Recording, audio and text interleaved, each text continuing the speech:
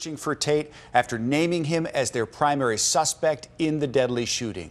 Officer Huesca was killed in a carjacking April 21st as he returned home from his shift. His weapon was also taken and was later recovered. Let's start our team coverage with ABC 7's Liz Nagy. She's been following this story from the start. She joins us on the phone.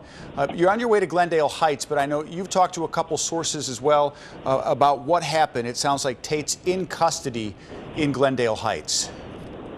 Rob, yes, we've spoken to several police sources, including a city alderman, who told us that Xavier Tate Jr. was taken into custody in Glendale Heights about an hour ago. It's our understanding from those police sources and Alderman Hopkins that police had surveillance on him. I understand that there was the fugitive task force involved in this. And we're still working to figure out details of where he was taken into custody, why he was at this location. But it is now our understanding that he was taken into custody by Chicago as well. One tidbit that we did get from Alderman Brian Hopkins, who's the chairman of the Police and Fire Committee, or Public Safety Committee, is that Xavier Tate Jr. was taken into custody using the handcuffs of Officer Luis Huesca. Wow. Okay. So Liz saying that Tate is in custody. They used the handcuffs that belonged to Luis Huesca. And if you remember, Liz, when his relative was in court just this week, Cassius Tate, police were there last week in Morgan Park. They had gone to this home where Cassius Tate was located. And then they went inside with him, and he went out a window and chucked a gun over a fence to a neighbor's.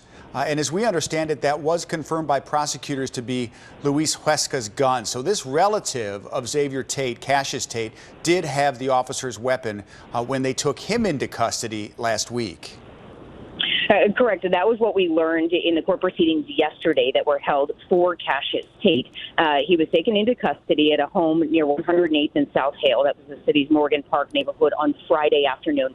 And the reason investigators were at that location is because, according to Uber records, and this is all based on what prosecutors said in Cook County Court yesterday, prosecutors said Xavier Tate Jr. had taken an Uber to that area, somewhere in the area of 108th and South Hale, on April 24th, just a few hours after police say he shot and killed Luis Huesca. So that is why they were in that area, sort of keeping watch on him. They thought perhaps Xavier Tate Jr. might be inside that house. When they got the search warrant, went inside the home, it turns out Xavier Tate Jr. was not inside that house. That's when they took Cassius Tate into custody. He's a relative of Xavier Tate, when they said he tossed that gun over the fence. And then another detail that we learned about Officer Huesca's gun that they recovered at that location yesterday is the reason they were able to confirm it belonged to Huesca is because they said there were some serial numbers that had been scratched off the gun, and the ones that remained on the gun, they were able to match with Officer Luis Huesca's gun. So this has been a very complicated, involved, multi-part investigation since April 25th, or 21st, rather, when Luis Huesca was gunned down. But it's our understanding from multiple police sources that investigators have been working around the clock trying to track down Xavier Tate Jr. Okay, Liz. You could have chosen to try to fly. You could have chosen to try to be the first one to come up with a flying car.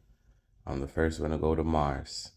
But what you don't do is mess with an officer, because the other officers are going to use all their resources to come after you. And when they come after you and they do get you, ooh, if you think it's a book they're going to hand you, they're going to hand you the whole Bible. Let me know what you think.